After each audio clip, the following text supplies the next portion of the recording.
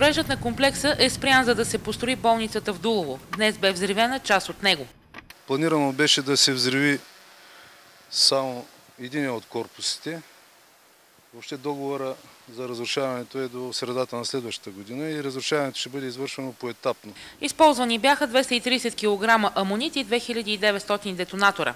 Общата застроена площ на сградата е почти 7400 квадратни метра.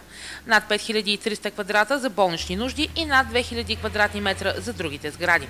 Конструкцията е доста трудна за взривяване. Конструктивно не е изградена само от колония, има противоземетръсни шайби, които създават проблем. Изиска се по-голямо количество на пробити заряди, заложени заряди.